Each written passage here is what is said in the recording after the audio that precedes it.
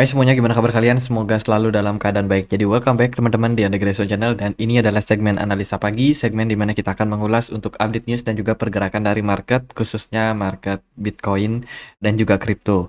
Teman-teman, hari ini kita berada di tanggal 4 Januari 2024. Market Bitcoin dan kawan-kawan drop ya di perdagangan kemarin. Teman-teman, kita akan mulai pembahasannya dulu dari news yang ada di economic calendar atau kalender ekonomi. Di perdagangan dini hari tadi itu ada FOMC meeting ya teman-teman, di mana meeting itu membahas terkait dengan masalah inflasi yang memang cenderung sudah berhasil dikendalikan. Jadi ini aku ambil beritanya dari Reuters. Fed Minutes City Lower Inflation Risk. Jadi bisa dibilang saat ini kondisi dari inflasi, resiko inflasi sudah semakin berkurang. Dibuktikan dari beberapa data yang memang sudah menunjukkan bahwa setiap periodenya inflasi itu berhasil mengalami tren penurunan.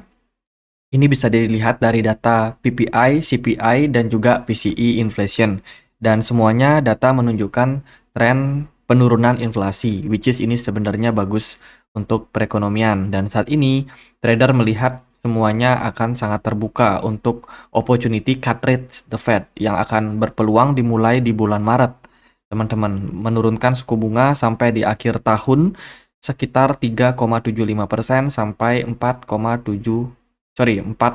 teman-teman. 3,75%. Jadi suku bunganya berpeluang turun sampai akhir tahun, dan suku bunganya itu adalah di 3,75% sampai 4%. Sekarang kan suku bunganya ada di 5,5 ya.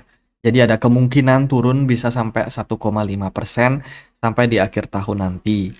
Jadi kurang lebih seperti itu, dan ini nada-nadanya nggak hawkish sama sekali, teman-teman. Itu dari kalender ekonomi. Kalau kita perhatikan lagi, news selanjutannya akan ada beberapa data hari ini yang akan rilis, seperti non-farm employment change, lalu ada initial jobless claim Amerika Serikat. Dari Amerika Serikat juga akan ada crude oil inventory atau inventory minyak mentah, global S&P PMI ya untuk Amerika Serikat. Dan ya itu sih beberapa data yang kita akan dapatkan di hari Kamis ini. Besok kita akan rilis data Fed balance sheet, data CPI Uni Eropa, kemudian ya beberapa data lain lagi, teman-teman.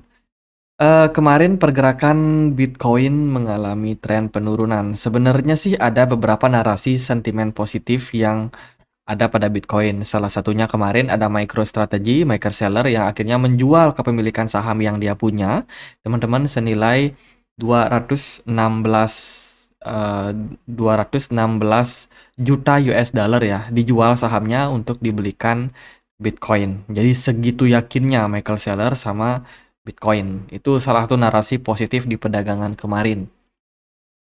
Kemudian juga ada dari salah satu analis, yaitu James Stewart. Dia memprediksi bahwa kemungkinan untuk ETF approval Bitcoin di-approve itu adalah 90% pada 10 Januari 2024 nanti. Hari ini kan tanggal 4 ya, jadi 6 hari ke depan eh, James Stewart itu melihat ya, seorang analis itu melihat bahwa kemungkinan besar bakalan di-approve untuk ETF Bitcoin. Dan yang diprediksi menjadi pemeran utama yaitu Goldman Sachs. Itu melihat ya, ini dari sudut pandang Goldman Sachs, itu melihat bahwa yang akan memainkan role terbesar adalah BlackRock sama Grayscale terkait dengan Bitcoin ETF. Jadi dari Goldman Sachs sendiri melihat bahwa memang ada opportunity nih untuk BlackRock sama Grayscale akan mendominasi khususnya ETF industri, teman-teman, yang terkait sama kripto dan juga Bitcoin. Itu dari beberapa news. Sentimen negatifnya itu datang dari metric port di perdagangan kemarin, teman-teman. Metric port justru tidak setuju dengan apa yang disampaikan oleh James Stewart ya. Dia melihat bahwa ada kemungkinan di tanggal 10 itu akan menyebabkan yang namanya penolakan atau rejection terkait dengan spot ETF, dan prediksinya sih bakalan mendapatkan approval di kuartal kedua. Kuartal kedua berarti ya sekitar bulan April, Mei, Juni, yaitu mungkin berpeluang baru ada kemungkinan approval. Tapi kalau di Januari, Metric Port punya penglihatan yang berbeda. Dia melihat bahwa ETF bakalan di reject teman-teman, di reject, dan narasi ini bikin market goyang ya di perdagangan kemarin. Jadi ini narasi yang kurang begitu baik karena di banyak optimisme yang muncul pada market, ternyata ada satu pihak yang sebenarnya juga punya peran penting dalam penurunan yang terjadi pada market ini, teman-teman. Jadi ya, di sini sudah disampaikan sih untuk alasannya kenapa, dan dia melihat bahwa ya kondisi dari SEC saat ini itu dinilai kurang begitu kondusif terkait dengan approval yang namanya proposal ETF. Jadi untuk sekarang FUD muncul teman-teman, dan ini cukup memberikan impact terhadap pergerakan dari market. Dan kemarin udah sekitar 540 juta US dollar yang kena liquid di market kripto dalam 4 jam saja. Jadi karena kalau kita perhatikan dari pergerakan Bitcoin itu memang dropnya cukup dalam di perdagangan kemarin teman-teman. Ini kita pakai chart 4 jam, time frame 4 jam ya, dimana 1, 2, 3 itu ada terjadi sekitar 12 jam market drop teman-teman, dari kisaran level 45.000 bisa turun sampai kisaran 42.500. Jadi selama 12 jam tersebut market crash lumayan signifikan. Dan kalau kita memang perhatikan untuk posisi saat ini, ya trader mungkin pada bingung juga kenapa bisa crash dan lain sebagainya. Jadi ya itu alasannya karena ada FUD teman-teman. Ada yang menakut-nakuti ETF bakalan tidak di-approve. Itu kalau kita lihat juga dari analis CryptoCon kemarin memang sudah menjelaskan ya bahwa dia melihat bahwa posisi 45.000 ini itu sudah mentok teman-teman. Kita juga sudah sempat bahas kemarin ya, di mana CryptoCon memprediksi bahwa posisi sekarang kita sudah berada dalam level jenuh beli teman-teman, sehingga ya udah waktunya untuk masuk ke tahap koreksi. Kalau dari CryptoCon sendiri sih di postingan kemarin dia memprediksi level 30 ribuan. Sekitar 30 ribuan menjadi area berpotensi ditunju pada Bitcoin. Tapi kalau kita lihat dari analis lain seperti Metrispot, dia melihat bahwa level 38.000 itu kemungkinan bakalan dicapai. Ya, apakah memungkinkan untuk penurunan yang lebih dalam? Ya, kita akan lihat nanti gimana respon dari market setelah dump yang terjadi di perdagangan hari ini. Jadi pada intinya memang semua mengarah ke tren penurunan di perdagangan kemarin. Narasi-narasinya semua negatif semua, teman-teman. Kemudian MicroStrategy cuan ya, cuan sekitar 2,6 billion net profitnya dari Bitcoin. Ini sebelum dump terjadi, sebelum crash terjadi. Kalau dihitung dari harga Bitcoin di kisaran 45.000. Tapi sekarang tentunya pasti udah berkurang. Kemudian ada berita yang kurang bagus, kemarin datang dari Radian Capital, salah satu platform DeFi yang bergerak di Arbitrum, itu kena kasus exploit sekitar 4,5 juta Ethereum. Sorry, 4,5 juta US dollar ya, berupa Ethereum. Jadi ini dikabarkan kemarin memang negatif sentimen untuk Radian Capital. Jadi buat teman-teman yang punya token RDNT, itu mungkin akan melihat impact-nya terhadap pergerakan dari market yang cenderung mengalami penurunan. Lalu ada berita datang dari KuCoin, melakukan investasi strategis di ISSP. Teman-teman, ini berhubungan sama cross-chain inscription protokol di Sui. Ya, jadi siapa yang punya token Sui, ini ada narasi positif. Teman-teman dari KuCoin Labs yang melakukan investasi di project tersebut. Oke, itu dari beberapa narasi dan juga berita di market kripto. Lalu gimana nih impact terhadap pergerakan dari market? Di perdagangan kemarin sebenarnya market ya lumayan positif teman-teman. Perdagangan 2 hari lalu ya, Bitcoin mampu untuk close di atas dari 44.500, yang mana itu merupakan level support dan juga resistance yang sangat kuat untuk Bitcoin. Sudah berhasil ditembus. Bahkan Bitcoin melenggang naik sampai mendekati 46.000.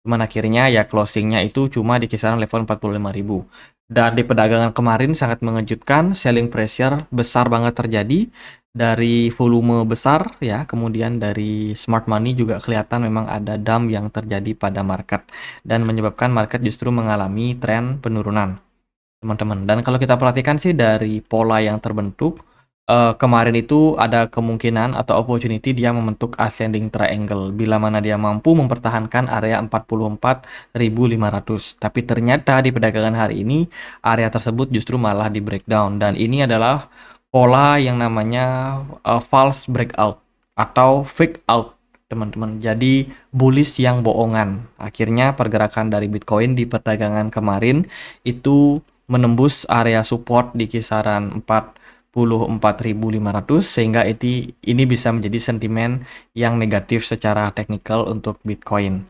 Jadi untuk sekarang kita melihat ini sebagai fake out. Jadi opportunity untuk Bitcoin mengalami koreksi yang lebih dalam saat ini sedang terbuka. Jadi kalau teman-teman misalkan ada yang belum masuk, ada yang ketinggalan masuk, nah teman-teman bisa mulai ambil peluang untuk melakukan DCA. Mungkin kita nggak akan bisa melihat secara detail, secara pasti di mana penurunan yang terjadi pada Bitcoin atau kemana Bitcoin akan mengalami tren koreksi selanjutnya. Namun ada beberapa area support yang bisa teman-teman perhatikan. Yang pertama, level support kuat menurut saya itu ada di sini. Ini cukup kuat teman-teman di kisaran level 40.800. Kemarin aja ketika Bitcoin dump, level tersebut juga bisa dibilang level yang sudah disentuh, tapi gagal untuk dijebol oleh sellers. Dan Bitcoin bertahan kembali bounce naik sampai kisaran 42.600, yang menandakan area level 40.800 itu level yang cukup menarik bagi mereka yang ingin melakukan DCA. Teman-teman melakukan dollar cost averaging atau melakukan cicil beli. Ya, teman-teman bisa untuk pikirkan level tersebut 40.500. Untuk level di bawahnya ada level support kuat lainnya, yaitu di kisaran 38.500. Itu juga bisa menjadi salah satu level penting untuk Bitcoin, teman-teman. Let's say kalau memang fase koreksi ini akan terus berlanjut ya di perdagangan hari ini atau besok, market cenderung korektif lagi, ya teman-teman bisa pertimbangkan area-area tersebut.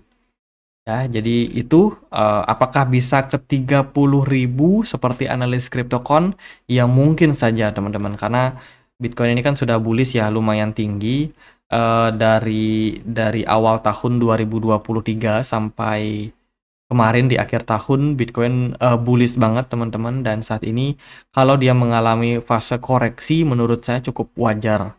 Ya, potensi ke 30.000 itu berarti Bitcoin harus turun sampai Fibo 50%-nya. Ya bisa aja turun sampai level tersebut teman-teman. Tapi kalau dari saya sih teman-teman bisa pertimbangkan area 40.500 itu yang pertama. Yang kedua level 38.500 level support kuat. Yang ketiga ada Fibo 61,8 yang mungkin kita nggak bisa anggap remeh juga. Itu ada di kisaran 34.266. Jadi area-area tersebut itu yang menurut saya cukup menarik untuk posisi Bitcoin saat ini, teman-teman. Kemudian bila kita lihat dari data yang lain, ada BTC Dominance di perdagangan kemarin naik hampir 1%, ya. Kenaikan yang terjadi ini tentunya menekan banyak altcoin. Altcoin kebanyakan diskon di perdagangan kemarin. Ya semuanya rata-rata pada merah. S&P 500 pun antisipasi yang namanya FOMC meeting juga kemarin drop lagi, teman-teman. Lalu XAU juga drop. Dari DXY justru kemarin buka market dia langsung naik sekitar 1%. Jadi tinggi banget teman-teman setelah penurunan yang terjadi cukup panjang untuk DXY atau indeks dolar dari bulan Oktober awal. Oh, oke. Itu sih beberapa data yang bisa kita sampaikan untuk pergerakan dari Bitcoin. Semoga video kali ini bisa bermanfaat buat teman-teman. Kita juga punya komunitas diskusi di Telegram. Di sini aku ada update-update informasi terbaru juga tentang market crypto. Kalau teman-teman misalkan ketinggalan berita-berita terbaru, kalian bisa join juga di komunitas Telegram kita. Dan untuk linknya ada di kolom deskripsi video ini. Jadi gitu aja. Semoga bisa bermanfaat. Akhir kata saya Andre. Makasih.